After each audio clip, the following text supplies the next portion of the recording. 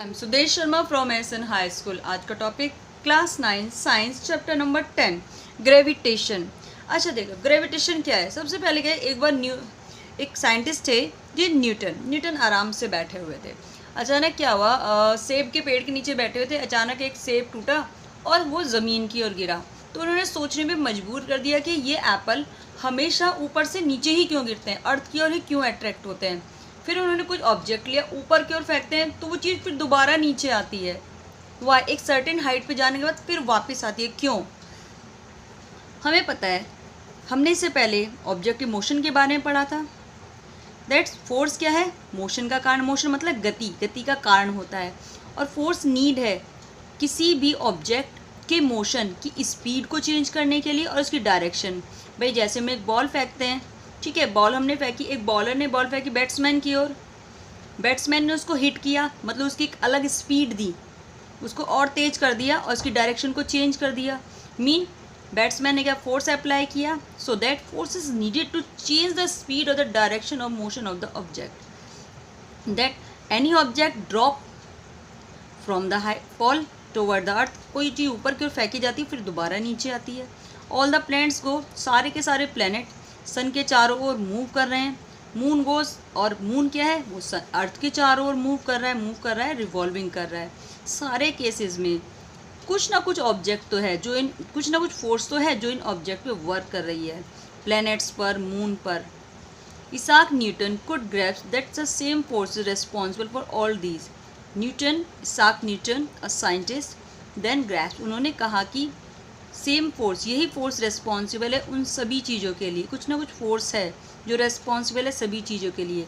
इस फोर्स को कहा गया ग्रेविटेशनल फोर्स, गुरुत्वाकर्षण बल, ग्रेविटेशनल फोर्स। इस चैप्टर में ग्रेविटेशन के बारे में पढ़ेंगे, यूनिवर्सल लॉ ऑफ ग्रेविटेशन के बारे में पढ़ेंगे, राइट। चलो ग्रेविटेशन क्या आता है। Moon goes around the earth, moon क्या है, अर्थ के चारों ओर रिवॉल्विंग करता है। When throw upward reaches a certain, एक ऑब्जेक्ट फेंका जाता है upward, reaches a certain height and then fallen downward, फिर से नीचे आ जाता है। That's it. इसमें न्यूटन ने कहा कि at each point of the orbit the moon falls toward.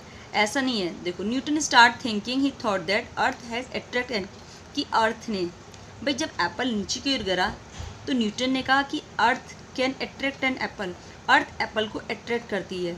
Can it not attract the moon, क्या वो मून को अट्रैक्ट नहीं करती। Is a force the same, क्या दोनों केसेस में एप्पल पर और मून पर क्या सेम फोर्स लग रही है।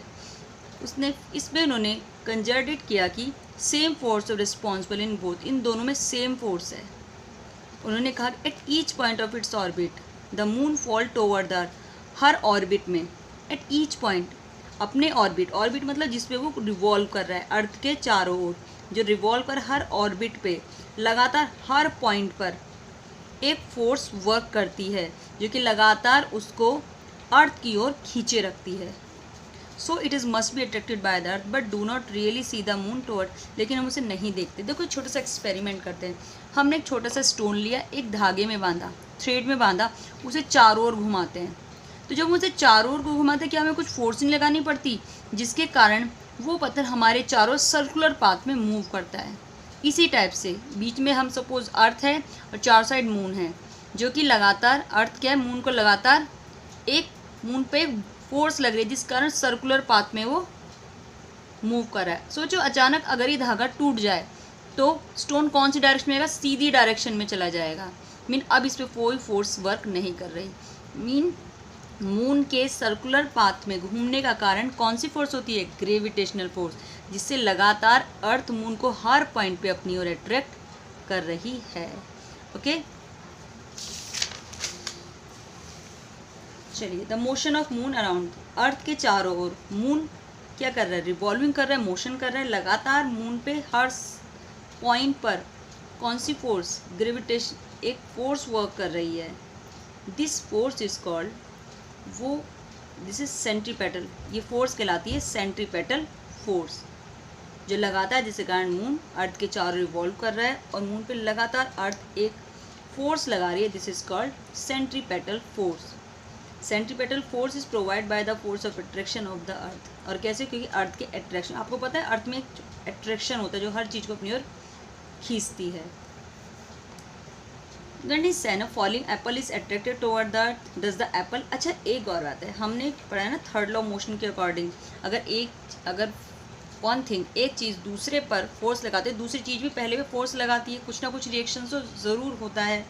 क्या फॉलिंग एप्पल भी अर्थ पे कोई ना कोई फोर्स लगाता है? यस, लगाता तो है, पर थर्ड लॉ ऑफ मोशन के कारण गिवन फोर्स के कारण लगाता तो है, पर सेकेंड लॉ के अकॉर्डिंग गिवन फोर्स, जो फोर्स है acceleration, is inversely proportional to the mass, किसी भी ऑब्जेक्ट के इन्वर्सली प्रोपोर्शनल के बराबर होता है। देन अब एप्पल का मास क्या है अर्थ के अकॉर्डिंग? बहुत नेग्लिजिबल मतलब बहुत ज़्यादा कम होता है, ना के बराबर ही होता है, इसलिए हम अर्थ को एप्पल की ओर मूव करते हुए नहीं देख सकते। ओके, हमारे सोलर सिस्टम में भी सारे प्लैनेट्स हैं जो लगातार सर के चारों ओर रिवॉल्व कर रहे हैं, सिर्फ इसी फोर्स, कौन सी सेंट्रीपेटल फोर्स के कारण रिवॉल्विंग कर रहे हैं।